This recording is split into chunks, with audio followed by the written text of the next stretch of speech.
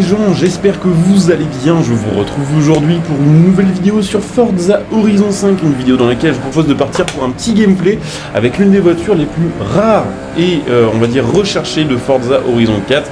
Cette voiture, c'est la Ferrari 812 Superfast, et effectivement sur Horizon 4, cette voiture a bénéficié d'une hype énorme parce que cette voiture était tout simplement très dure à obtenir. Sur Horizon 4, en fait, ce qui s'est passé, c'est que pour les gens qui avaient acheté le jeu en édition Ultimate et qui avaient donc accès au jeu un petit peu en avance par rapport aux autres joueurs, je crois que c'était 3 jours avant, et bien il y avait eu une sélection festival, la sélection festival on va dire numéro 0, et dans cette sélection festival on pouvait débloquer la Ferrari 812 Superfast. Le truc c'est que la majorité des joueurs n'a pas forcément pris l'édition Ultimate de Forza Horizon 4, et du coup il y a vraiment une grande partie des joueurs qui ont acheté le jeu normal ou qui l'ont acheté des semaines ou des mois après et qui n'ont pas pu profiter de cette sélection de festival et débloquer cette 812 Superfast. Alors ce qui est assez fou, c'est de voir que pendant toute la durée de vie de Forza Horizon 4, cette voiture est vraiment restée très rare. Elle a toujours coté à 20 millions en salle des ventes. Alors 20 millions à l'époque de Forza Horizon 4, c'était vraiment le max de la salle des ventes. Je crois que maintenant il y a des modèles qui peuvent atteindre une somme un peu supérieure, et il y a même des modèles qu'on peut acheter plus de 100 millions de crédits au salon auto, comme la Mercedes spéciale de course. Donc sur Horizon 4, 20 millions c'était vraiment énorme, et pendant toute la durée de vie d'Horizon 4, cette voiture, la 812 Superfast, était tellement recherchée et tellement rare qu'elle était tout le temps à 20 millions en salle des ventes. Effectivement, au bout de 1 an et demi environ, ils ont commencé à redonner parfois des opportunités pour débloquer cette voiture-là. Je crois que notamment on pouvait la débloquer en ayant complété toutes les étoiles de toutes les stories de Forza Horizon 4.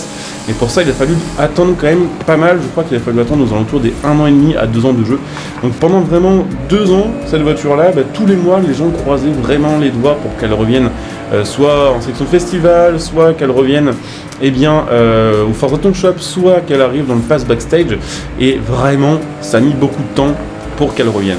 Et ce qui est assez marrant, c'est que du coup cette rareté a joué énormément en sa faveur. Il suffit de voir un petit peu sur Horizon 5 à quel point les gens ne parlent pas de cette voiture.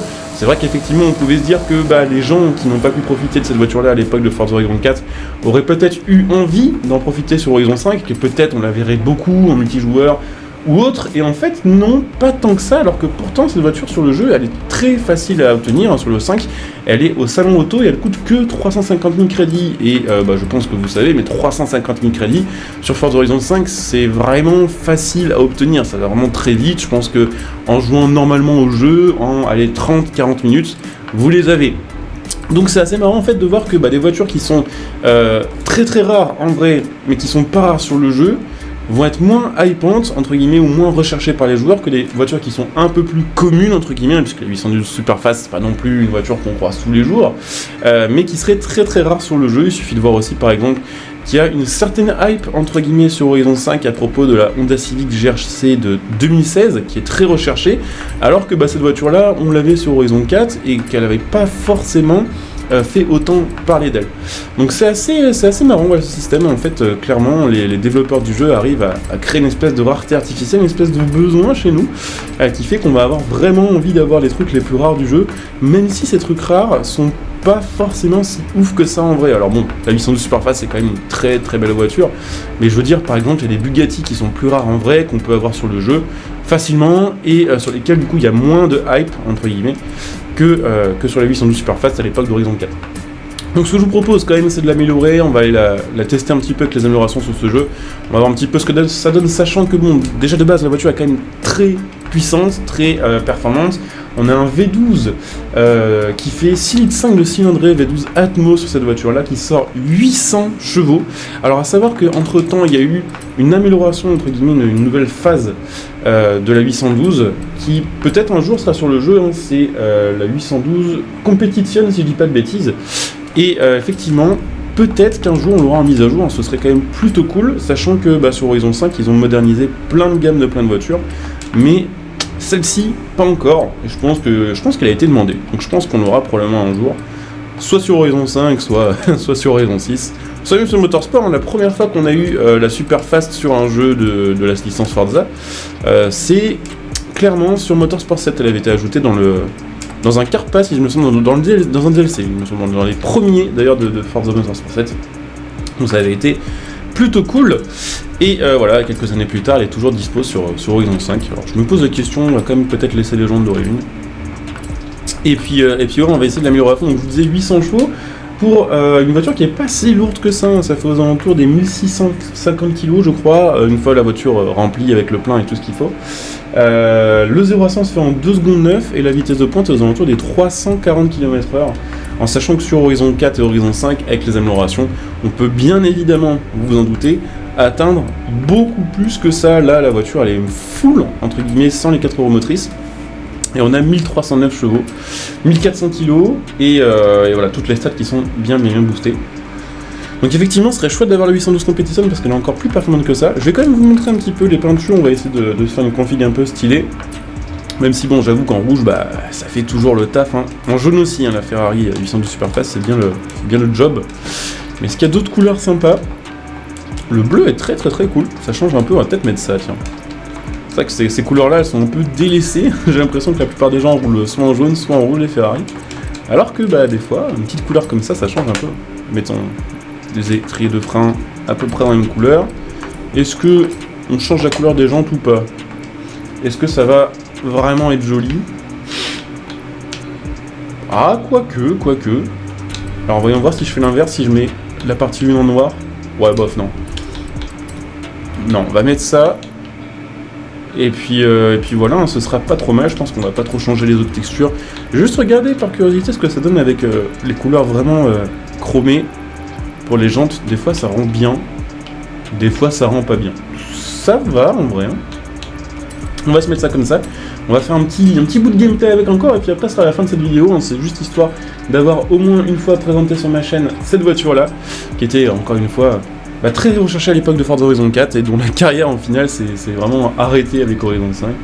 Voilà, je sais pas pourquoi, c'est un peu bizarre cette voiture qui a été pourtant tellement recherchée aujourd'hui, c'est un peu osef. Je vais vous montrer un petit peu ce que ça donne en vue extérieure. C'est vrai que je vous ai pas trop montré le gameplay en vue extérieure, alors que maintenant dans la ray tracing on a tout ça sur le jeu et ça rend encore mieux, notamment sur ce genre de peinture un peu brillante. Ça rend quand même très bien. Elle est jolie, elle est toujours très jolie. Franchement cette coupe aussi, elle a, on va dire, vraiment cet avantage-là. Enfin, en tout cas, pour moi, c'est vraiment le genre de coupe de voiture que je préfère.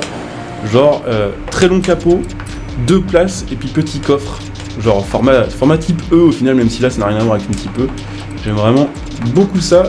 Et là, bah, clairement, ça régale avec, avec cette voiture-là. 442, ah ouais, quand même. Ah, elle va plus vite que ce que je pensais, mais du coup, je peux peut-être gratter un peu en accel, non?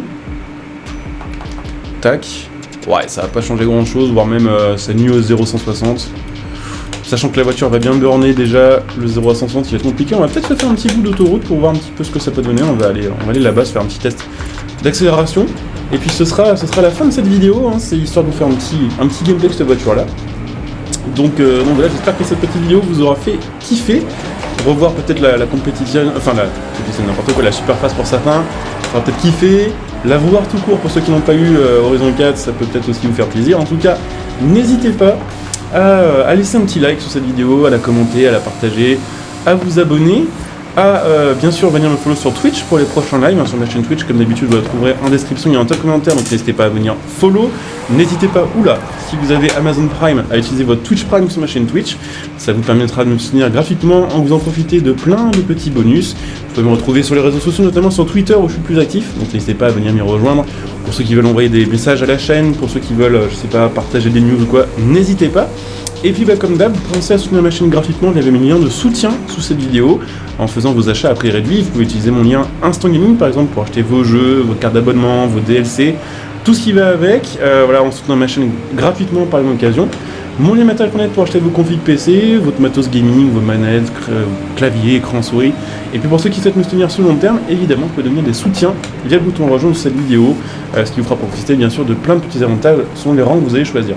Donc on va faire une petite accélération, on va essayer de faire un démarrage au launch control, c'est compliqué avec 1400 chevaux, je vous cache pas en propu que là on va avoir 0 grip et puis il va falloir être bien au taquet pour la reprendre. Oh ça va, ça s'est pas si mal passé. Cette voiture est quand même assez dure à contrôler avec les améliorations, on va pas se le cacher. Ok, même si la tenue de route elle est boostée, même si le freinage est meilleur et tout, cette voiture avec 1300 chevaux c'est too much, hein. C'est vraiment trop. C'est vraiment trop, et puis au final ça l'a pris presque un petit peu on va dire de l'équilibre super GT qu'elle avait avant. Parce que là vraiment avec ces performances là, c'est plus une hypercar au final qu'autre chose. Faudrait que je fasse un petit versus là, sur Horizon 5 4 contre la F12 TDF. Je sais que la F12 TDF aussi elle est ultra violente. La TDF sur Forza Horizon 4 on pouvait limite la rendre plus performante que la 812 Super Fast. Et d'ailleurs il me semble que la 812 Super Fast est en Super GT, alors que la TDF elle est mise en Hypercar tellement elle était pétée. Enfin vérifier en tout cas, c'était une belle voiture, elle est moins rare sur FH5, profitez-en, peut-être si en ce moment voilà, Horizon 5 vous chauffe un peu moins avec les mises à jour qui sont clairement, il faut le dire, pas très intéressantes sur cette fin d'année 2022. Ouais, peut-être que si le jeu vous chauffe pas trop en termes de nouveautés, peut-être qu'il y a justement des voitures, on va dire, présentes sur le jeu de base que vous n'avez pas forcément trop testé. Ils sont pas forcément oubliés pour autant, parce que la Superfast elle est quand même jouée, je vais pas la présenter dans une série et les oublier, celle-ci c'est pas totalement la vérité. Mais voilà, n'hésitez pas de temps en temps à relancer FH1 et à tester un peu les anciennes voitures, celles qu'on n'a pas eu l'occasion de tester, celles qui sont plus de toute première fraîcheur, parce que des fois c'est les voitures les plus cool. Honnêtement, full stack cette voiture là à conduire au volant et en balade elle est vraiment chouette. Voilà, elle est un peu trop boostée pour que ce soit facile à conduire et plaisant. Alors, genre ça part vraiment au quart de tour. Mais voilà, de base c'est une très très bonne caisse pour faire des balades, pour juste découvrir la map, avec un petit V12 Atmo, ça fait toujours kiffer. Donc écoutez, fin de la vidéo, je vous souhaite une bonne journée, je vous dis à très bientôt pour une nouvelle vidéo, portez-vous bien, ciao à tous et bon jeu.